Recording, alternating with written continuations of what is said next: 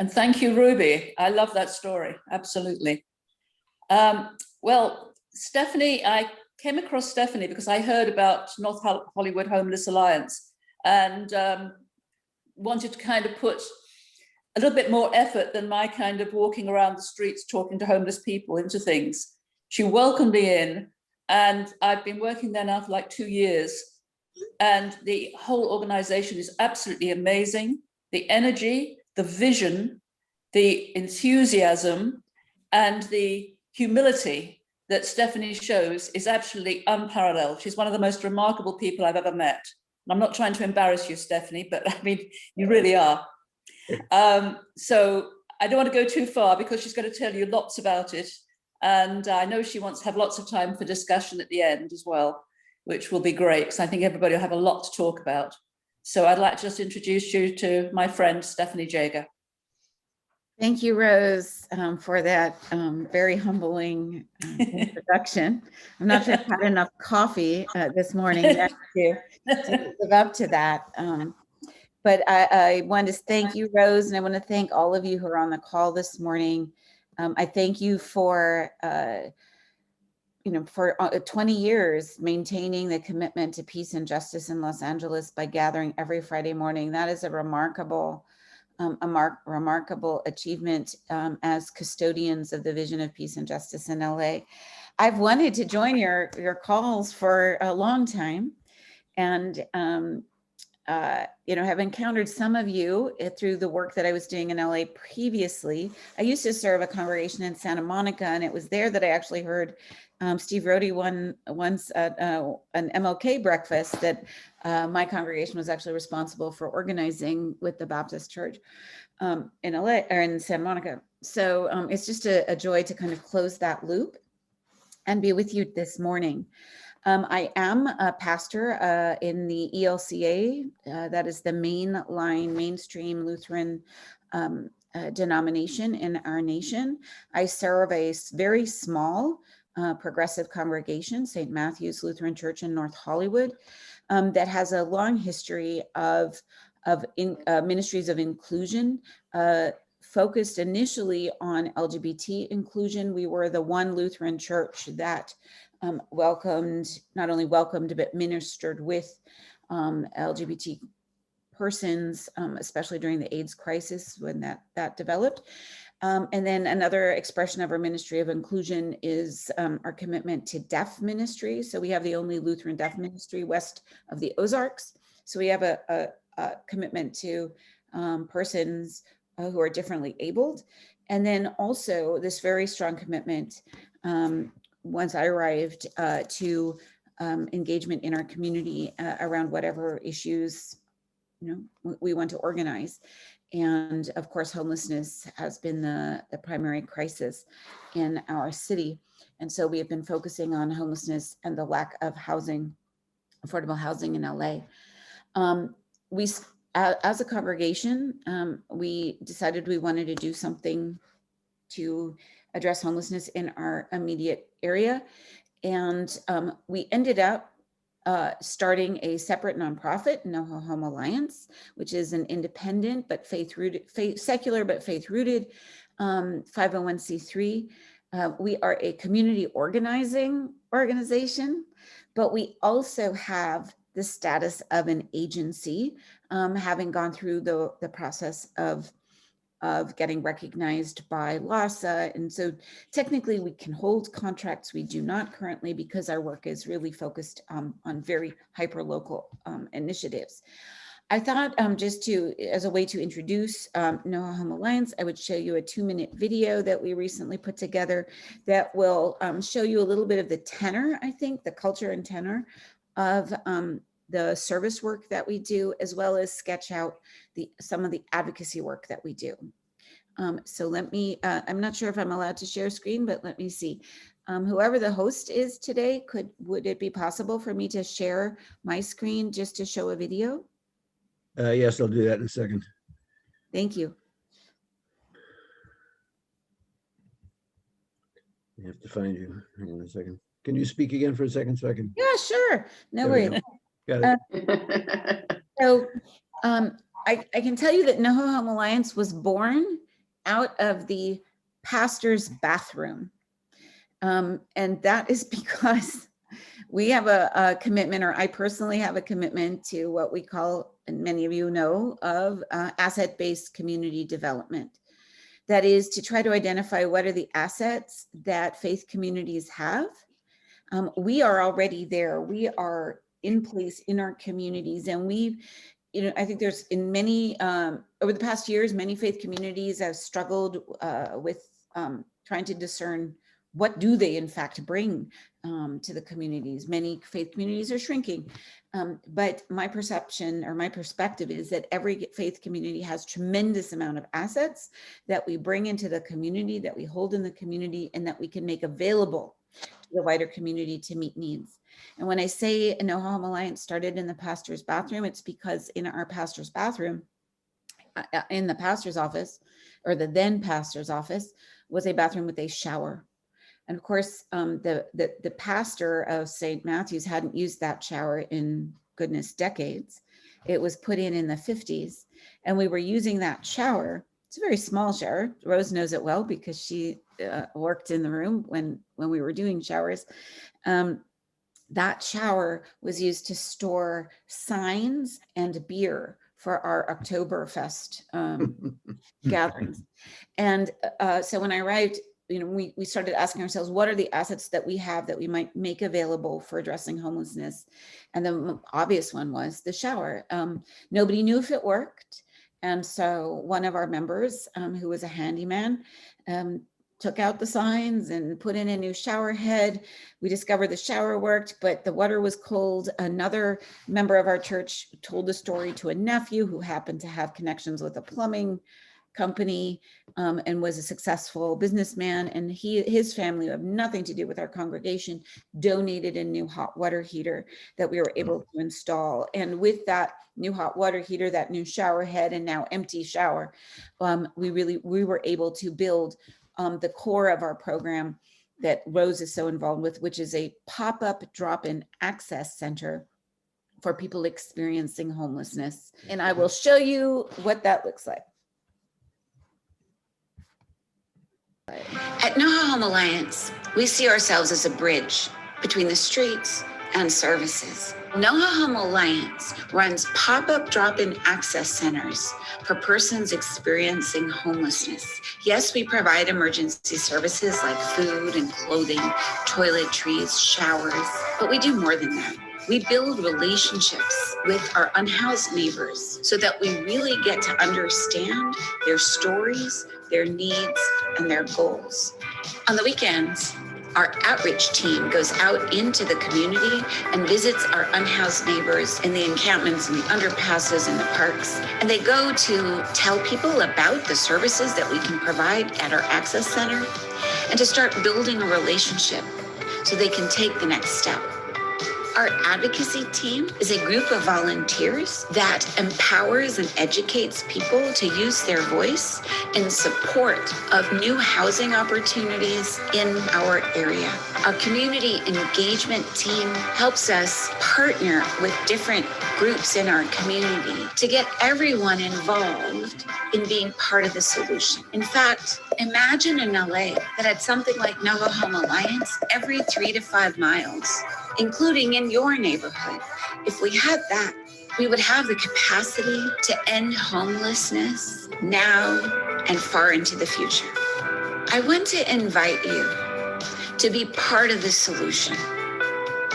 Volunteer with us in our drop-in program, in our outreach team, as part of our advocacy table, or our community engagement table. Homelessness is one of the greatest challenges our community faces. Be part of the solution. Be part of NoHo Home Alliance.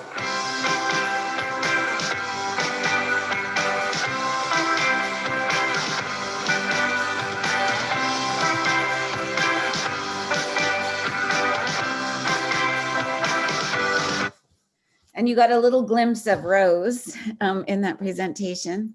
I do want to say I am joining you from home, and we have 2 dogs.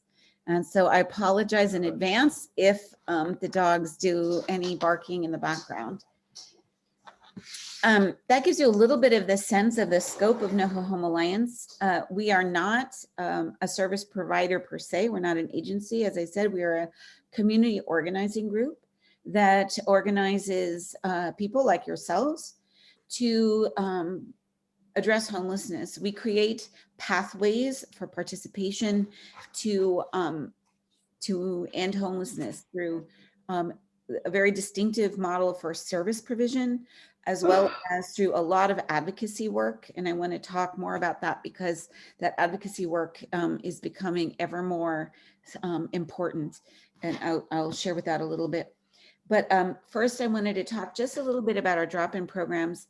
And since many of you are affiliated with faith communities, and it was wonderful to hear that several of you are working or part of faith communities that are devoting some of your assets. Perhaps it's land, perhaps it's other type of resources to the issue of homelessness. But I just wanted to mention a little bit more on the hallmarks of our drop-in program. We come from this asset-based community development model, and that's important because one of the things we, of course, often see is that homeless services are relegated to low-income neighborhoods and are ghettoized in areas of Los Angeles which don't have a political voice. You'll be hard-pressed to find a homeless service provider in Studio City, which is, of course, a very well-off, very affluent community with very educated people who know how to organize their political voice.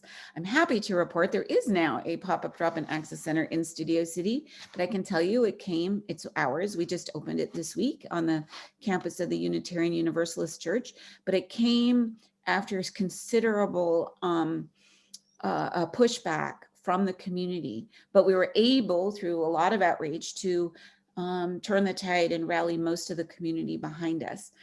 But why is that important?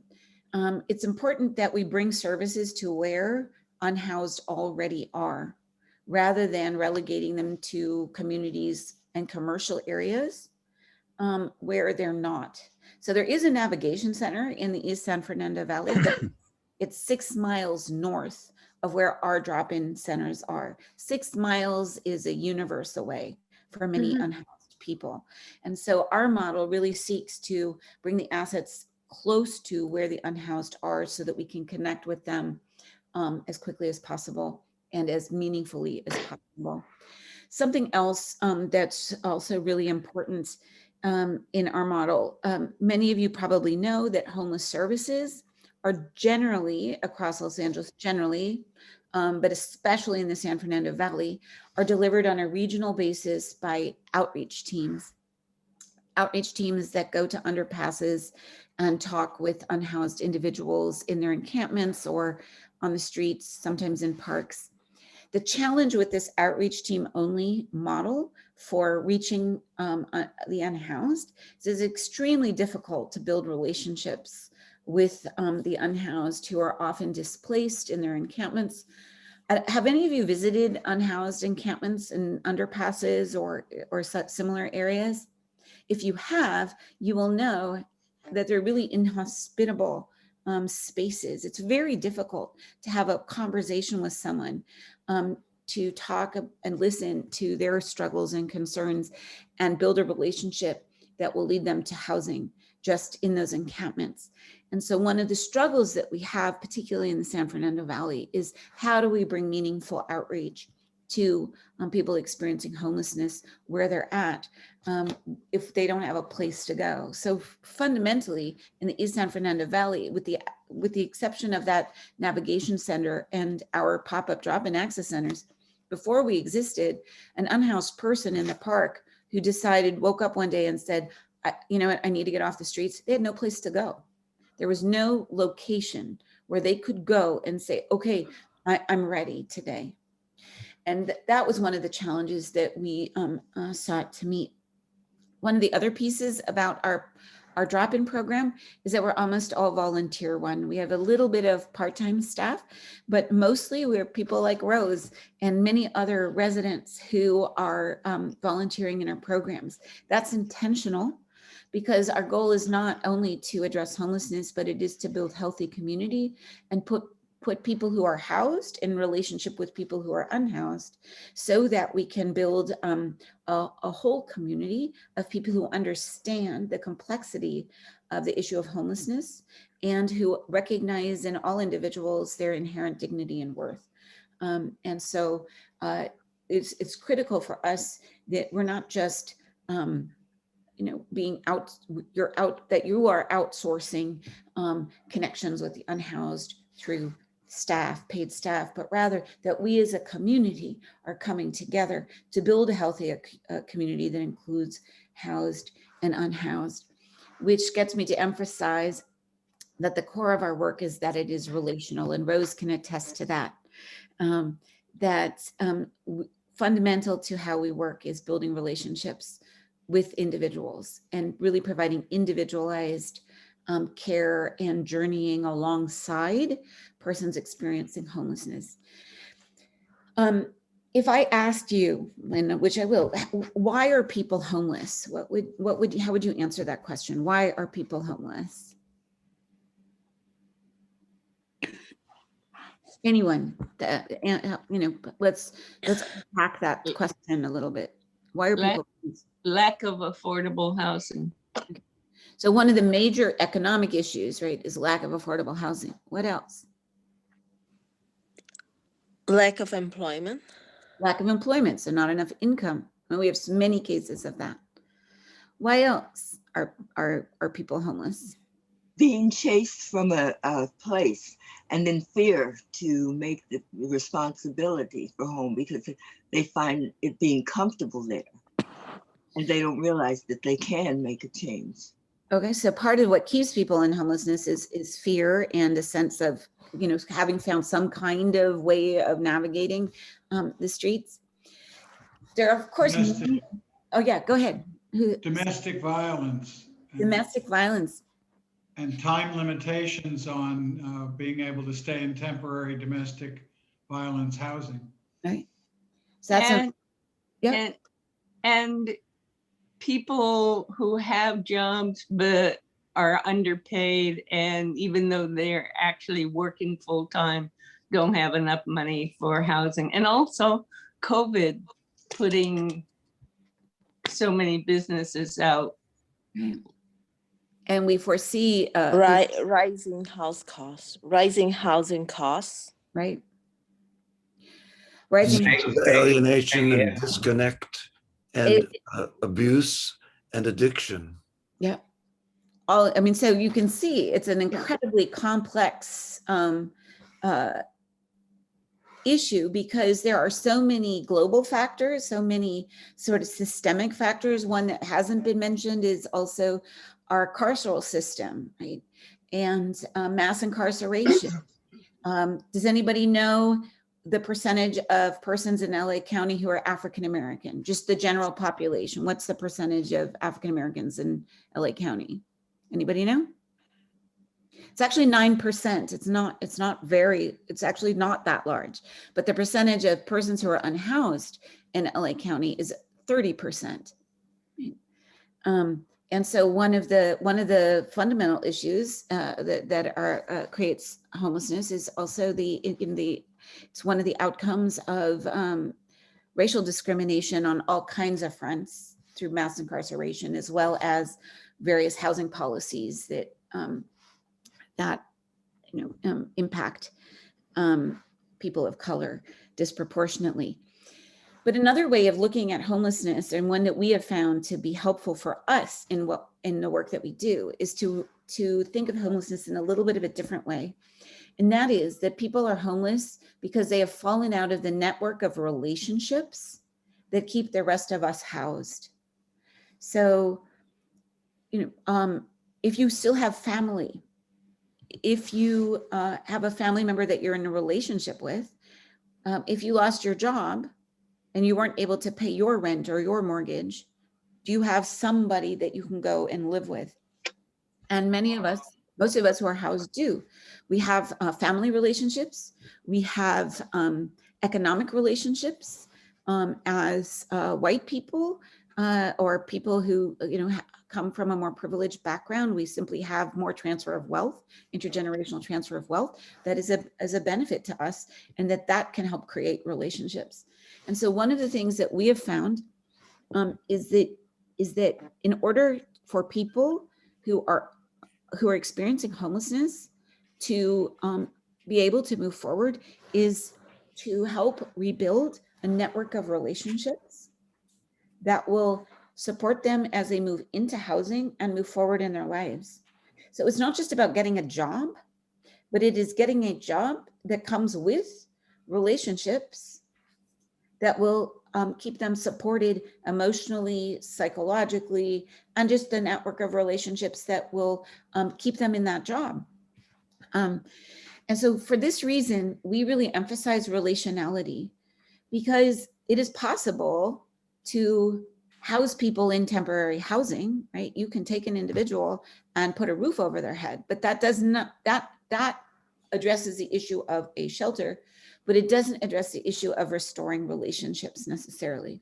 Likewise, I can tell you the story of my coworker who I hired while he was living in the park. He had lived in NoHo Park for 3 years. This is a person with a really significant work history.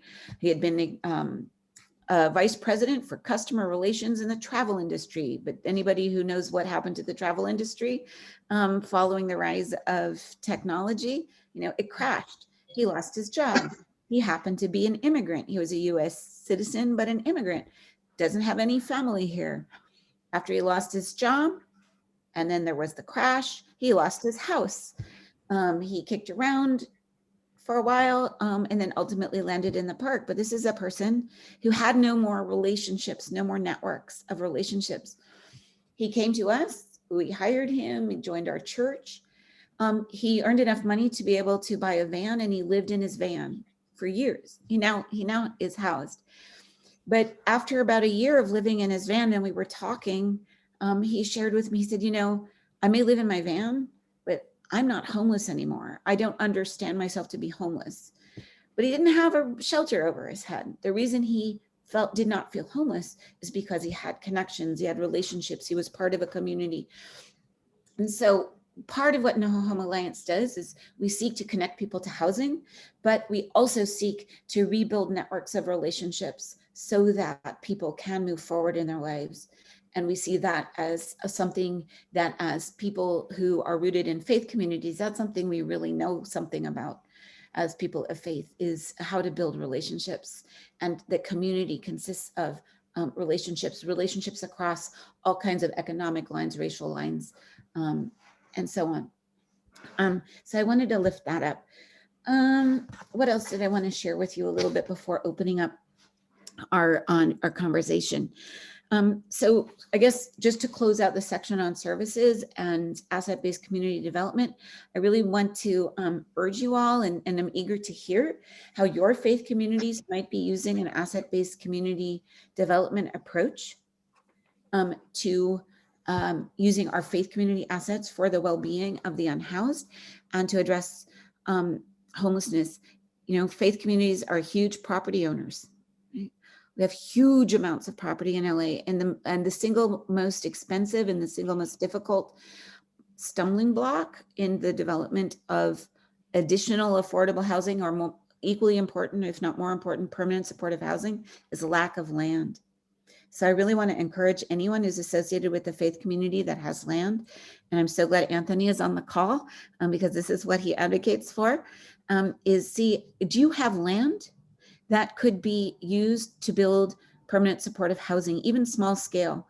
And small scale permanent supportive housing, you can build 40 beds on 10,000 square feet.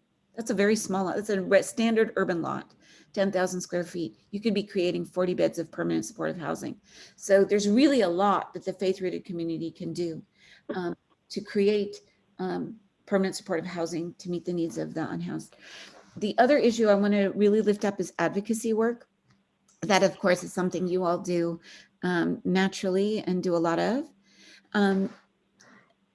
There's obvious ways in which you can get involved, and that is to advocate for the building of housing, the building of permanent supportive housing. If you all live in any areas that have city councils or neighborhood councils, your voice is really important when neighborhood councils are voting on whether or not to support a permanent supportive housing building in their neighborhood. There is incredible negative forces in our communities against permanent supportive housing. But I would urge you to become more informed and join our advocacy table and try to work in your communities to advocate for it. So that's one. But there are two really big issues that we are getting more involved in that I need your help. So this is really a call to action to you all to see if maybe your organization wants to get involved and really help with. One is to take a look at how LA Metro is conducting its joint development projects and joint development programs. LA Metro also owns a tremendous amount of land that, if you know, if you've been watching the developments in LA, much of their land has been under going into development, mostly around the metro sites in the city. So for example, the Crenshaw Metro line saw a massive joint development project back, I think they started about 10 years ago. There are two kinds of joint development projects that LA Metro, generally speaking, is engaged in.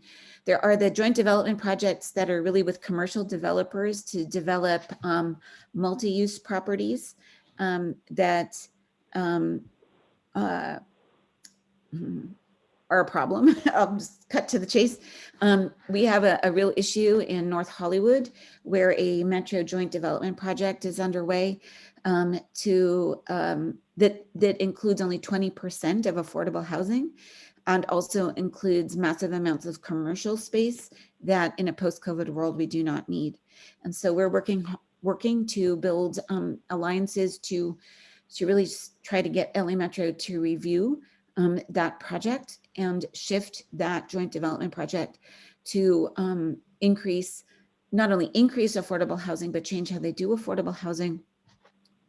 They claim that they're committed to what is called integrated affordable housing, where affordable housing is mixed together with market rate housing in buildings. But the project that they have now committed to is non-integrated affordable housing, which is really a form of segregation. And so the affordable units are on the perimeters of the properties, and the people who would ultimately live in those affordable units, for example, would not be allowed to take advantage of amenities on the rest of the property. So the people in the affordable housing are not allowed access to pools, just for example. And if you start integrating into that lens the issues of race and racism, it really is a structure of project that perpetuates segregation and racist housing policies. So I'm not mincing words here. It's not what their intention is, but this type of joint development project leads to that kind of perpetuation. I don't believe that is their intent. They have a much better vision now for newer projects, but so I would just invite you all to maybe do a little research and check into that. They do have a different type of a joint development project, and those are projects that work with nonprofit housing developers to develop primarily 100% affordable housing buildings near their metro stops. And that is something that we strongly advocate for, because of course we want to have maximize affordable housing around hubs where there is where low-income folks can easily get transportation to and from work opportunities. So I just would direct your attention to look at perhaps how to have some influence on LA Metro and their joint development projects. And then another area of advocacy that is going to become increasingly important is around the potential settlement of the federal lawsuit what is otherwise known as the Judge Carter ruling and the Judge Carter settlement. And I see Steve's hand. I'm just going to summarize this and then I'm going to stop and then we'll discuss. And have any of you been following the news in the LA Times and the reporting about the lawsuit that was brought against the city and the county by business owners and property owners arguing that the government is not doing enough to address homelessness and the number of encampments that have developed. So there is a federal case. It is currently being overseen by Judge Carter, who did something similar, but on a much smaller scale in Orange County. And you will have seen this week that a proposed settlement has been reported, it has been leaked to the press. It's a settlement that is in the process of being negotiated with city council members behind closed doors.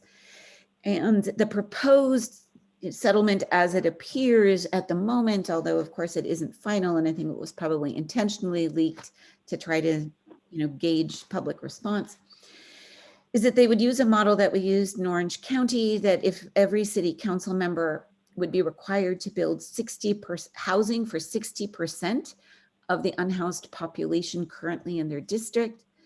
And as it is described, the other 40% of unhoused people would just melt away. There are many issues with this proposed settlement, but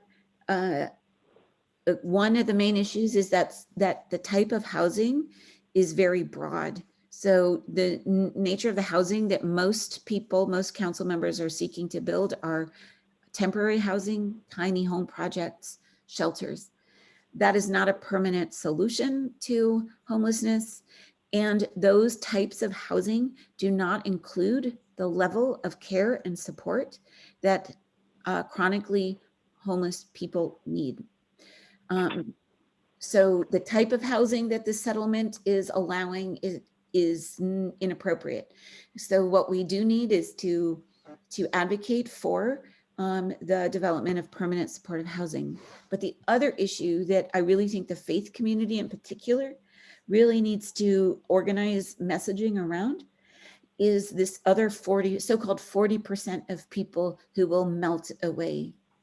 The reality is that the people who would not be housed in that 60% are the greatest likelihood is that they will be the chronically unhoused who are chronically disabled, whose needs are not met by the type of housing that will be approved. And these are people with significant physical disabilities, significant medical conditions, persons with serious mental illness, and coupled with or accentuated by substance use disability. Then the question is, what's left then for that 40% if there isn't appropriate housing? And the solution that is being proposed by this settlement is enforcement, so-called enforcement, which really means using the legal system to move folks who are left behind on the street into jail. It is because we do not have, as a community, adequate capacity to address mental illness and substance use. And what we have is still the remnants of a very large carceral system.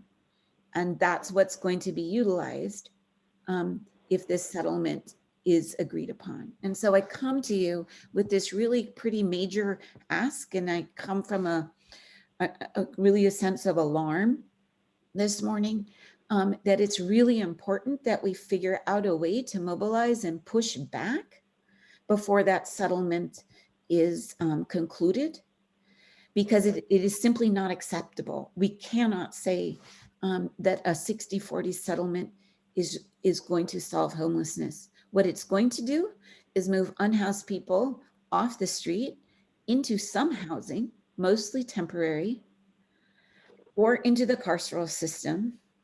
A few lucky people will get to move into programs like Step Up on Second, or the one that was mentioned that somebody's church is building. But most people will be moved off of the streets.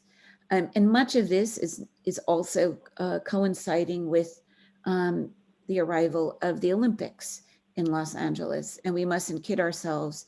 That is also one of the drivers. And so I come to you as faith leaders, really with this profound ask: could your group mobilize to look at especially this issue of the settlement, because it is most pressing, but also look at this bigger issue of LA Metro and how they conduct joint development projects. And so I think I'll leave it there. I know that's a lot. I've been talking a lot, but I hope I've laid out both services and advocacy avenues for you and your communities, and for your organization to perhaps get more deeply involved in. And so there, I'm going to hush. I'm a preacher. I like to talk, but I'm going to hush, and perhaps we can develop a robust conversation around possibilities for action. Thank you, Stephanie. We want to really celebrate and appreciate. And we already have a couple people that have their hands up with the down below on your screen under reactions. And there's also the possibility of putting something in the chat. There was a question about what is a navigation center? And then we can, if you want to respond to that, then we'll go with Nancy, Anthony, Steve, and Mike had his hand up. Great. So this is really interesting. So City Council approved the placement of what are called navigation centers in different council districts. And the first one was built in Council District 2. A navigation center is a good thing. It's a place where unhoused persons can store belongings, get showers, and get connected to services. The downside of navigation centers is that they do not include the full scope of services that an access center has. So our access center program, for example, we bring in medical care, we have mental health professionals that come in, we connect to substance use treatment, and we build relationships and we provide food. But a navigation center is a more limited type of program. It's a good thing if you don't have anything else, you want a navigation center. But they also tend to be placed in areas such as commercial districts, because there's so much pushback from residential associations. And so they're not as accessible to the unhoused as access centers tend to be. Thank you. And we now have so we'll have Anthony, Steve, then Jasmine, and Maggie. Stephanie, I'm just so impressed with the work you're doing. It's exactly what needs to be done. And I appreciate you linking service and advocacy. That's what a lot of service providers are doing. It's so important. One of the things that we're working on a lot of things here with our Making Housing and Community Happen. And one of the things we're really excited about is building affordable housing on church land. And you mentioned that, but there's a stumbling block, which is zoning. We have at least 7 to 10 churches in Pasadena that would like to build affordable housing on their land, but the property is zoned not residential, and there's not enough density allowed. So the churches can't build until there's a zoning change. And that can be a very onerous and long process. In Orange County, there was a project that took 3 years and $500,000 to get a zoning change so the church could build affordable housing on its property. So there have been efforts to try to change that. There was SB 899, which passed unanimously, I think, in the Senate, and then was killed in the House because the unions wanted all of the construction to be union, union wages. all affordable housing is built prevailing wages, which is the same as union wages, but it isn't unionized. So there was that issue. But anyway, we really need to have zoning changed so churches can do what they have a mission to do. There's over 40 churches that we know of that want to build affordable housing on their property and have contacted us because we're providing advisory services for free to churches, but they can't build because of the zoning issues. So anyway, that's just one of many things that has to change policy-wise in order to get the housing we need so that we can get people off the street. And I totally agree that shelters and the tiny homes and everything are temporary solutions, and they don't work for the populations that really need them the most. People who have mental illness, women, and others don't like to be in shelters for good reason.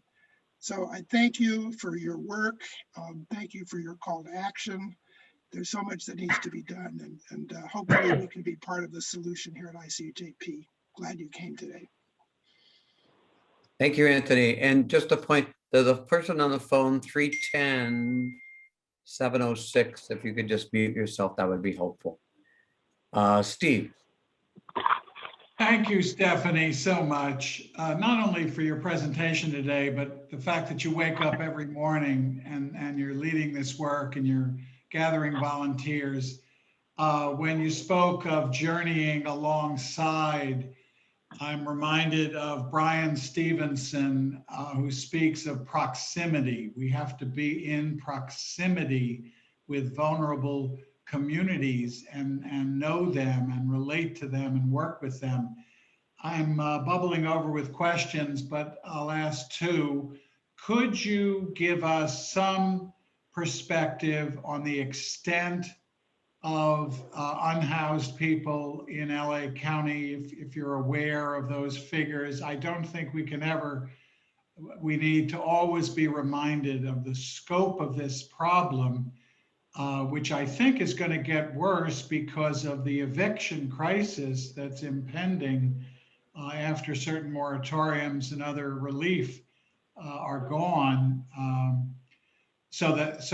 Those statistics, but then I'm so thrilled that you would weave right into your remarks, not waiting till later to talk about actions. This group has built itself for 20 years on not just listening and not just talking, but doing something.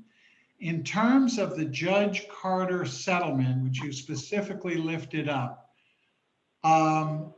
what is the avenue for a group like ours and the constituent groups that we each represent? Are there allies on the city council? Is Mike Bonin an ally on this? Are there ways to reinforce elected officials that play a role in that lawsuit? And will there be any public comment or any public input on the settlement itself? I'm going to start with the last one first. So that's unclear, right? It does not appear currently that there will be public comment, but that doesn't mean that we can't do public advocacy. This information was just released, so I am not aware of avenues that have been identified yet to pursue. However,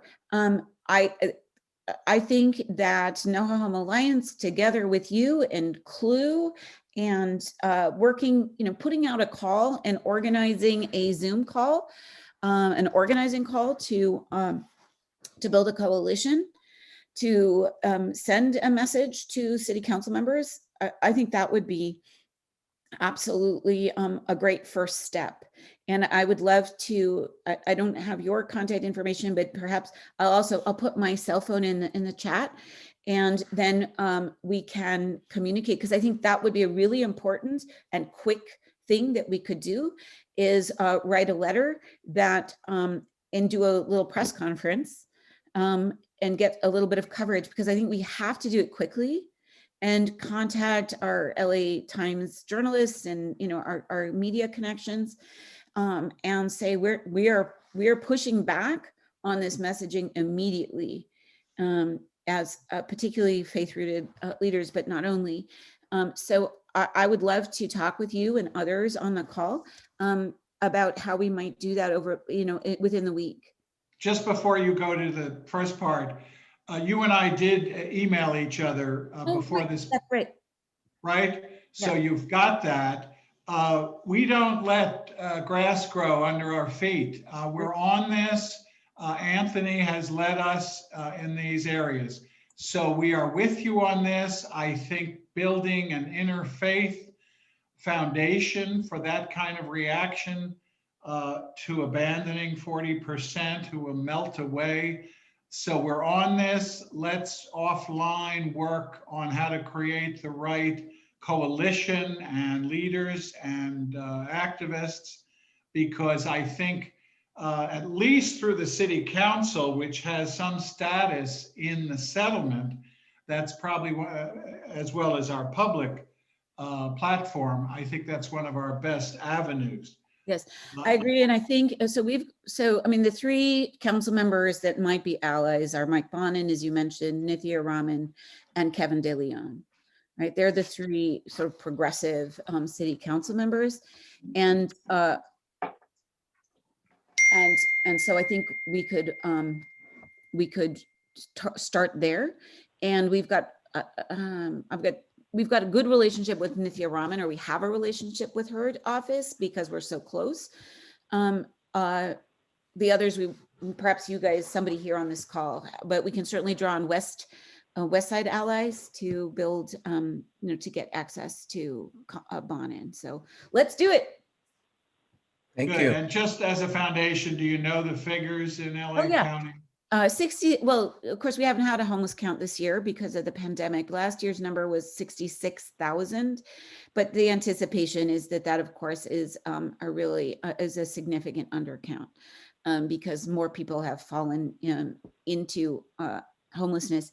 If we take the figure, the previous year, we housed about 30,000 people moved into housing, or 27,000 people moved into housing year to year. But over 30,000 fell into housing. So if we're assuming we didn't move quite as many people into housing as we did previously, and an equal number of people fell into housing, we're probably upwards of 70, 80 plus thousand unhoused persons. Thank you. Thanks. And I'd be derelict if that I overlooked Grace Durness's work on homelessness that has gone on for decades. So she's in the chat and she's volunteering for that work. Thank you. We're going to go to Jasmine and Steve, if you can go ahead and take over as facilitating this part. Yes, for others, Chris has to go on and do his good work. So bless you, Chris. Good luck. Stay safe. So thank you. Good. And Jasmine is next. Great, Jasmine.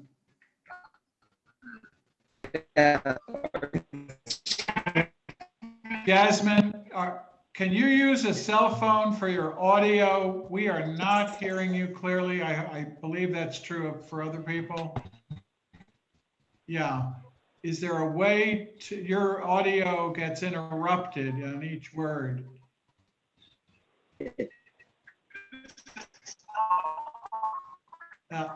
I'm sorry, Jasmine. Can you put a question into the chat? I don't think we're getting your audio. I was so taken by your comment about how many homelessness people have fallen out of the network of social relationships, and how fundamental that is to the issue. It's one that's seldom talked about. That it also reminds me that there is a whole hidden. I'll put it in the chat. Can you hear me? I got interrupted. Can Yes. you hear me? To continue. Anyway, that it reminds me that there is a whole other hidden problem here, and that is people who have social relationship networks but have lost their housing. And where do those people go? They generally go to live with relatives and friends. And that number is uncountable. And it's probably very huge. And it also, based on my experience, that when families double up like that, it creates new problems with the social relationships, which often leads to loss of that shared housing. So that there's just the relational issue is just very paramount here, and thank you for bringing that up. Thoughts on that, Stephanie?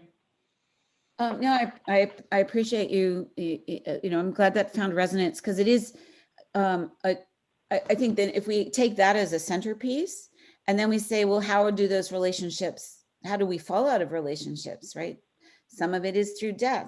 Some of it is through mental illness, because it is so difficult for a family to support a schizophrenic family member, right? And so then they might end up on the streets. So our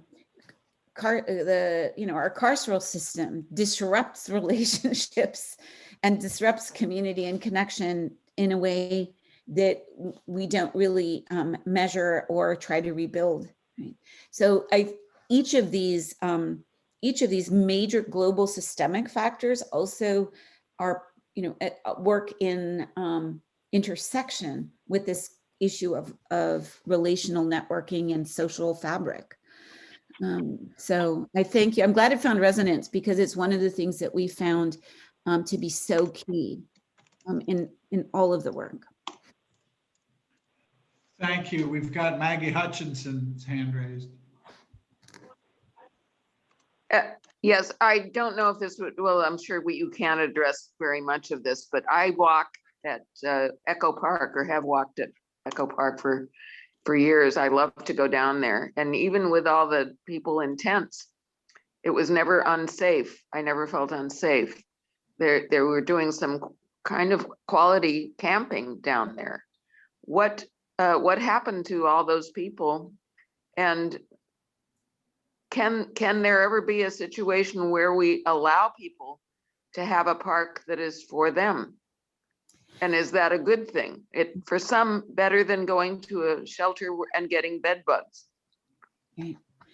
I mean, really good questions. And so as far as, where are the people who are there? Some people did get housed into what is called a PRK site, a Project Roomkey sites. Those are pretty desirable housing opportunities, because they're private rooms in hotels. But it depends on who the provider is, because in some cases they're harm reduction locations. So people who are substance users can still use their substance, which in terms of keeping people housed is actually useful. Because if you take an addict and you move them from one day to the next into a hotel room and you want them to stay housed, you can't remove their substance use, right? They're not going to stop using. They will leave the shelter to use, because it's an addiction, right? It's an illness. And so some of the folks went to PRKs, some of them stayed in PRKs, some didn't, others dispersed and are building other encampments. I think the more important and significant issue that we can also advocate around is, how do we utilize or designate public space for use with the unhoused? At the beginning of the pandemic, many parks used their recreation centers as temporary shelters. The problem with that, they were congregate shelters, and so they became centers where COVID was spread, so they were closed. But could we not designate portions of parks to be utilized as so-called safe camping sites? And indeed, there is a new safe camping site being opened up in Hollywood in a parking lot of a building, is my understanding. That is something that faith communities that have parking lots, mine does not have a parking lot, but if you have a large parking lot that is not being utilized, I would encourage you to connect with me, or I can connect you with some other service providers that are developing something like a safe parking. So I think you have lifted up a very reasonable type of project where we can designate a portion of public lands for use to address homelessness, but still safely, but still have other land that is used for general use. And we see that, for example, in the development of the tiny homes development that just went up recently in North Hollywood at the one corner of the very large North Hollywood Park. North Hollywood has an abundant, the park is very large, and so it was easy to segregate out a portion of the land for tiny homes. It's a little bit harder in a place like Echo Park that is right in the middle of a residential area. If you can find a park that abuts a freeway, it's a lot easier, and that was the case in North Hollywood. But thank you for raising that very important, and I think ethical question. It's a question of how are we using our public resources? Thank you. If folks who had raised their hands have spoken, take your hand down from the participant box so we can see any new hands. I'll also open it up on the screen. You can use your actual hand and raise that, or there's a reaction box at the bottom of the Zoom page where you can, as I'm doing right now, putting up a hand or a clap, that'll draw my attention if you'd like to speak. So I will watch for anyone who is raising their hand in any manner, as well as on the phone. You're welcome to chime in if you can't see us. Dick Bunce, please. Yeah, city planners have a lot of concerns. You mentioned the lack of availability of open land and so forth, and some of your ideas about creating that land are certainly helpful, and church land does need to be thoroughly explored. But there's another problem that I hope you can address, and we all know this is so deeply systemic, both in causes and transformative solutions. So the concern of planners that I've talked with is that stick building has become so unaffordable. I mean, the traditional stick-built, affordable housing complexes, I mean, it's just extremely difficult. The NIMBY issues, but also just the sheer cost and the length of time it takes. So tents and RVs, Quonset huts, even teepees that are well insulated, as well as the tents. Well, there are some very good tents available, and certainly tiny houses. How do you see this as a serious way forward to use these kinds of seemingly more temporary, but potentially actually permanent, given the situation, ways of getting people actually housed? Yeah. So you raise obviously really important things. So I will just say off the bat, my bias is always to build permanent supportive housing if there's a way to make that happen, if one can upzone. And I thank Anthony and you for raising issues around zoning. I do think that Pasadena is a really specifically difficult place to try to do upzoning, but there is a little bit more movement within the city of Los Angeles, and that, if anybody's interested in that, we can talk about that. So my bias is always to more permanent housing, not only because of the nature of the structure, but because of the extent of services that are built around permanent, we call permanent supportive housing. So those are there are two issues there. I think tiny homes, or other types of modular structures that have greater longevity are a better option than, say, safe parking or tent structures. So I do think individual structures like tiny homes and more tiny homes parks, the ones that are currently being built that are supposedly only to be built for 2 years and that's what the land leases are set at. In reality, I think we can anticipate them being 8, 10, 12 years, right? They really are going to be permanent housing, and they may not be permanent housing for that first person who moves in, but they will remain permanent transitional housing in our communities. And I think that is a really good thing. I do want to lift up though that there are there are two things about how do we speed up the development of permanent supportive housing if one can solve the zoning issue. And I think there is some movement there. The one is to recognize that permanent supportive housing is by right. Right. So if you have a piece of property that happens to be zoned correctly, you can build permanent supportive housing on it by right. You don't need a variance. You don't need to talk to your neighbors. You can build it. That was passed by state law some time ago. So that's a real plus. So if we can solve the zoning issue, we can build permanent supportive housing. But you raise the issue of how do we do it in an affordable manner or more affordable manner? And there are some developers that I've been working with that are building like tiny homes or modular units. There are permanent supportive housing, multi-level structures that are being built, have been designed and built as modular units.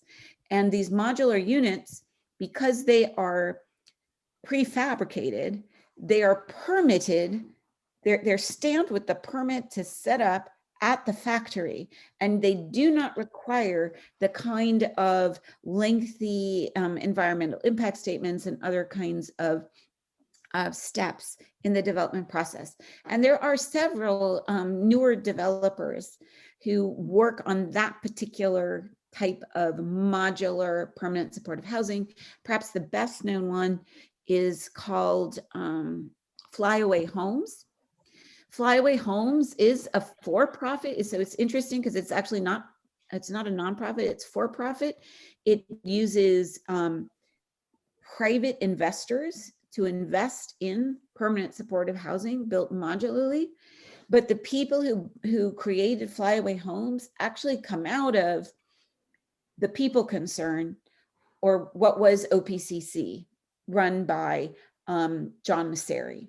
And their permanent supportive housing group from the nonprofit, these were volunteer business leaders, builders, and others who were on their boards. They have created this for-profit company, Flyaway Homes, and are bringing their nonprofit sensibilities and their really deep understanding of the hurdles for building permanent supportive housing to this work. So I would direct you to get to know Flyaway Homes. And if you can find a piece of church property that has a potential for either is zoned or has a potential for upzoning, and I think the potential for upzoning is high if it's in CD4 or Kevin De Leon's district or Mike Bonin's district. If you can find a church in one of those districts, because the way to upzone a piece of property in LA is the city council member has to sign off on it. If the city council member says, I approve it, the planning department will approve it. City council. I'm in the city of Pomona. Oh. Is Flyaway Homes based in Santa Monica? That's where OPCC is. Yeah, I don't think they're based in Santa Monica. But they are a lot of them are on the west side, but they build all over. They build all over.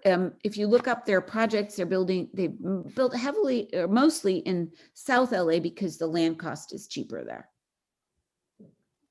Okay, that's very, very interesting. Thank you. And I would say the other thing about the modular PSH projects is that they are designed to go onto relatively small pieces of land. So like I said before, 10,000 square feet can render 40 beds. So, so 20 units with space for the supportive services. And that's pretty high density, but small. And does Thank Fly you. Away, have they gotten involved in the supportive dimension of this whole thing? Yes, so they partner with an agency. They often partner with the people concerned, but they will then partner with a local service provider to do the wraparound services. Okay, great. Thank you. Thank you. By the way, Stephanie, when are you announcing your candidacy for the city council? Never. I live in Burbank, so I'm one street over from I used to live in West Adams, but yeah. But thank you for that very gracious vote of confidence. Well, it's perfectly obvious you're the kind of person we would like to have the power and authority to be making some of these decisions. Folks should not overlook the chat. Grace has put in some resources and a link to a recent study. I see Rose Leibowitz hand. Yeah, thank you, Stephanie. It's incredible. You've taught me so much and I thought I knew most of it. I just wanted to kind of direct us back a little bit to the services, because some of the services, and this is what you have really taught me, are relatively simple that other people might be interested. I mean, I think one of the ones that just really resonates, especially now with the pandemic, when places like Starbucks and places are closed, is where we have the big board and they can all plug in their phones. Right. I mean, it's a simple thing that could be set up maybe in other places too, because charging phones is very important. The other one that I think is worth mentioning, if another community wanted to follow through, is the team of people that work with people to get their birth certificates, to get their ID, because that's such a thing that just gets lost so easily. And without those, you can't do anything. We were talking about a young man who we're trying to get back to Boston to his family, and getting him there, he can't fly because he can't have a real ID. I mean, we were talking about that just yesterday. So I just wanted to lift up simple things like that other people might think was kind of easier to access than giving out clothes and food, which does ultimately cost some money, which is the other thing I want to commend you for, your fundraising. I mean, it's incredible. Anyway, that's it. Thank you. Yeah. Thank you. I do want to lift up mail, right? And I do and do want to underscore what Rose said is, I often will say ministry with persons who are experiencing homelessness is not rocket science, right? We each have the capacity to do this work. And I often will say, and I didn't say it this morning, I see I didn't have my second cup of coffee yet. Part of what we do is we want to inspire people to claim the power, right? I want to inspire you to claim the power that you have to address homelessness. And every single one of us has some power to do that.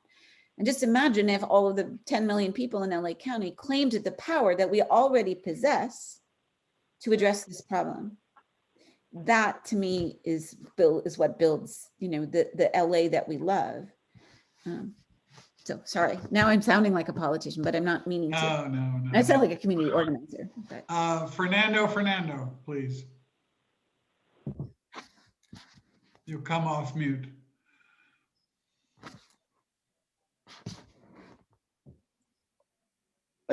Yeah, thank you for your presentation. It's very educational.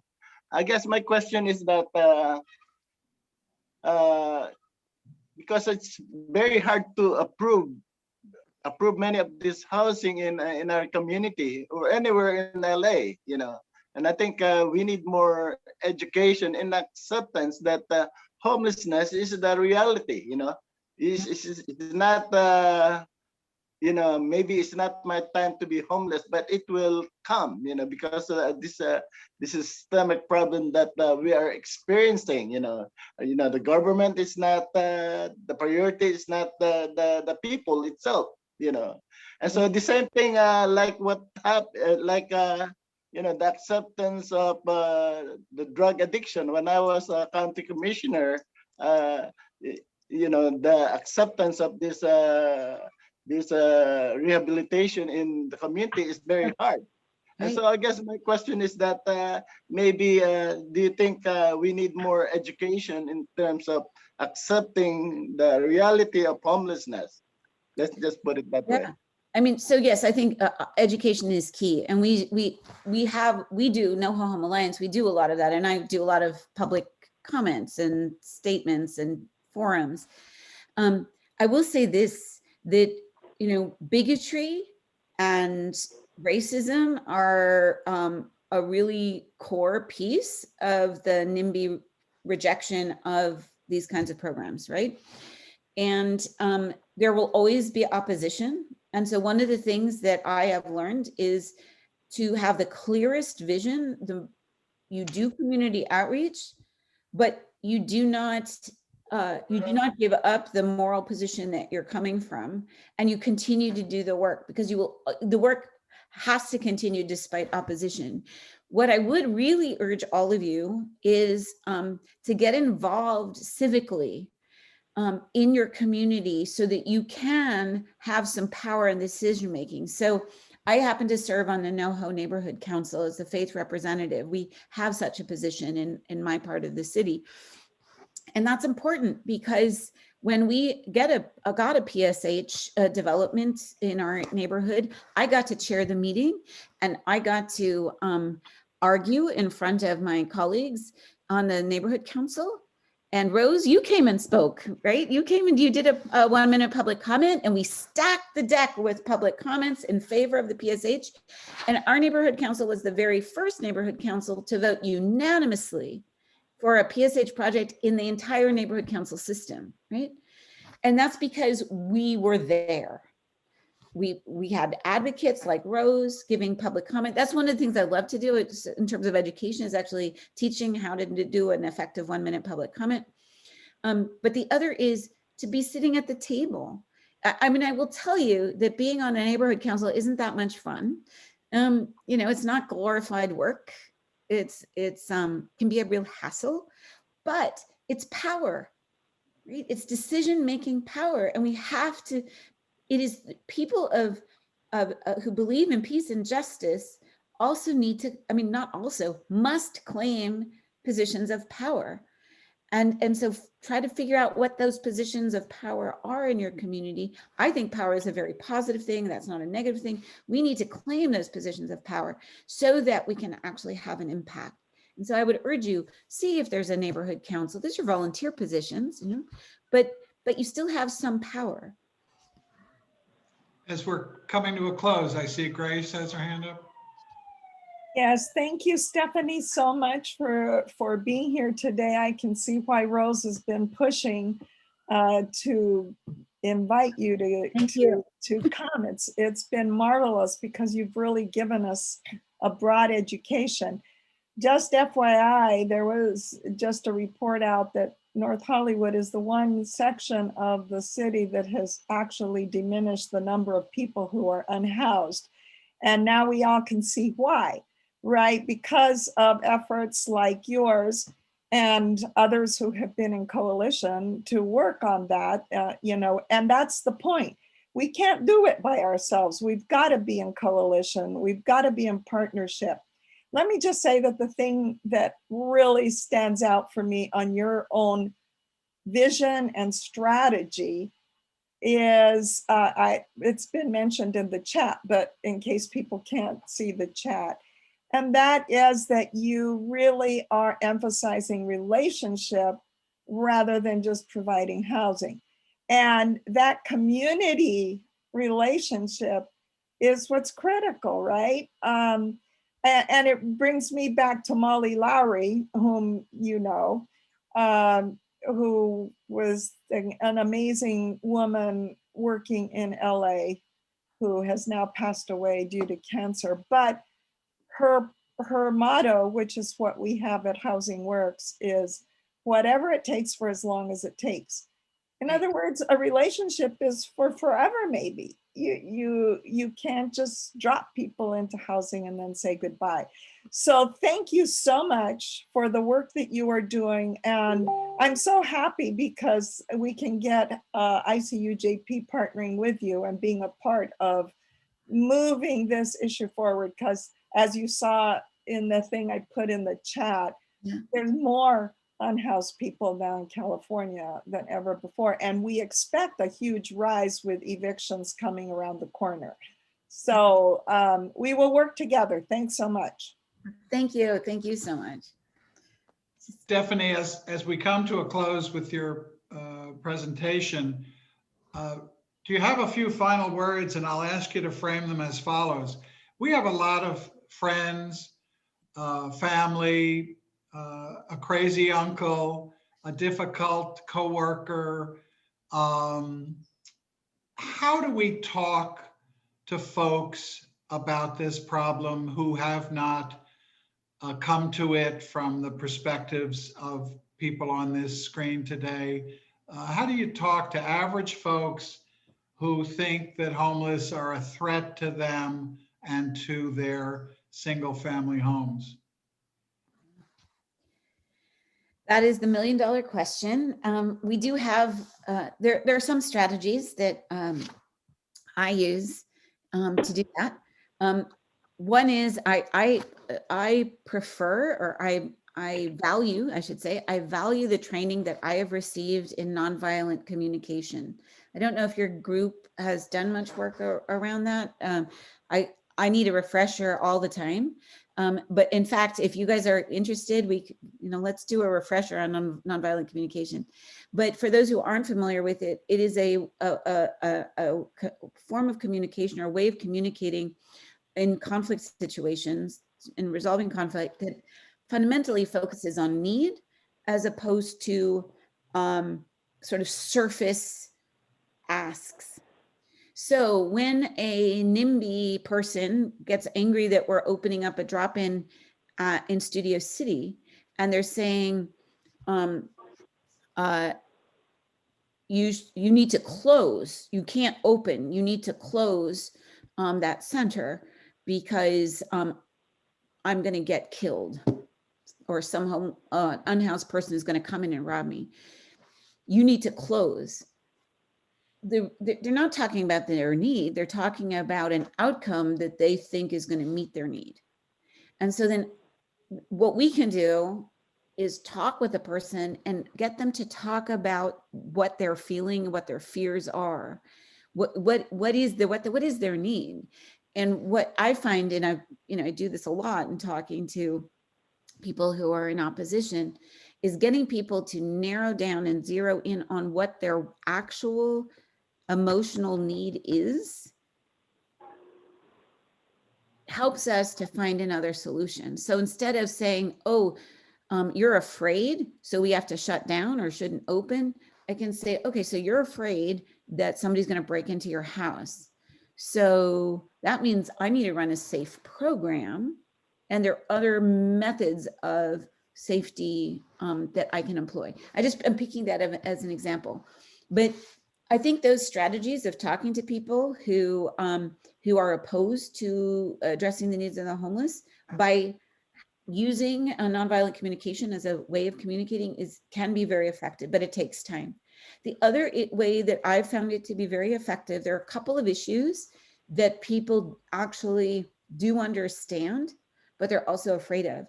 And that is mental illness and addiction. Because people are afraid that the people on the streets who they see in the underpasses are the mentally ill and the addicted, and they're afraid of that. But part of what they're afraid of is the reality that they know in their own families, because there's undoubtedly somebody in their family who has some kind of addiction issue, and there's somebody in their family who has a mental health condition. And so sometimes I will use that as the entryway and say, if it's somebody you know, a friend, a neighbor, and you have some sense, is to try to build compassion based on their own experience with people with mental illness or people who struggle with addiction or people who are disabled. That's a pretty easy one, because nobody would want to have their son who is disabled from either war or some other experience or condition be thrown out on the streets. But in fact, we have a very high percentage of people disabled on the streets because we're not meeting the needs of the disabled. So disability and getting people to look through that lens is also a strategy that we often use.